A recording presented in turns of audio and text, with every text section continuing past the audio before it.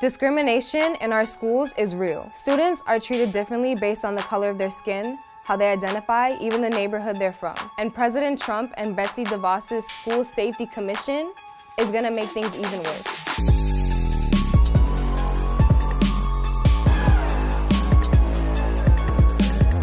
Black and brown students are constantly being suspended, missing class, and no one asks why. This is happening all over the country.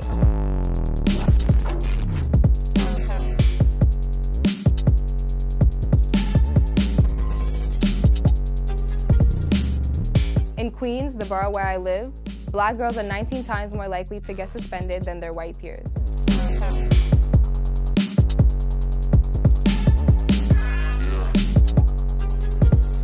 The school discipline guidelines put in place by President Obama push schools to seek positive alternative suspensions such as restorative justice. Because suspensions are not effective and make students like me less safe and increase the chance of us sitting in a courtroom when we should be in a classroom. This is a civil rights issue. This is a human rights issue. We should all have the right to be treated fairly and humanely in our schools. President Trump eliminating the guidelines tells young Black and brown children he doesn't care about us. He keeps pushing discriminatory and biased policies that are hurting our communities. Suspensions and arrests have had huge impacts in our lives. I have been suspended multiple times for minor incidents, from laughing at a comment to fighting with someone who made a joke about my father passing away.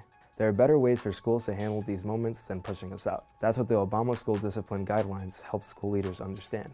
Suspensions don't get at the root of an issue. Police and metal detectors in schools don't create safety.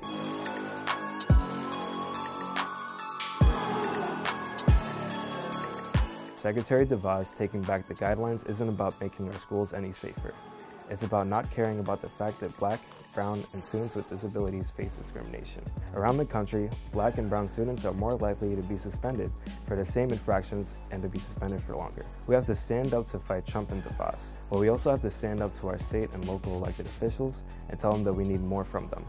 We need them to pass laws that keep us in school and help end the school-to-prison pipeline. In my first year of high school, I experienced what it's like to be criminalized. I was in the girls' locker room with some friends when I should have been in class.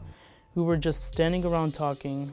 The police came in, they immediately began to yell, got aggressive, and escalated the situation. A conversation with a school administrator, not a cop, about how my behavior impacted folks would have been enough for me to understand. I was handcuffed and led through the halls with my hands behind my back.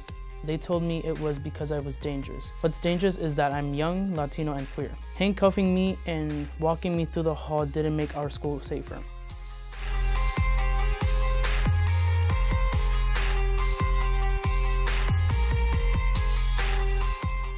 Most students are arrested for minor incidents and non-criminal violations. We know the federal government is not going to protect our civil rights or address racial disparities. We are organizing to pass the Safe and Supportive Schools Act that will be a major step in dismantling the school-to-prison pipeline.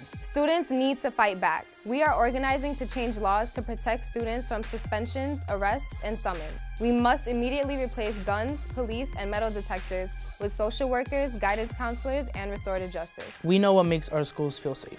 Young people need to take a stand and demand that our local and state elected officials create protections that prioritize our education and not criminalization. We need counselors, not cops.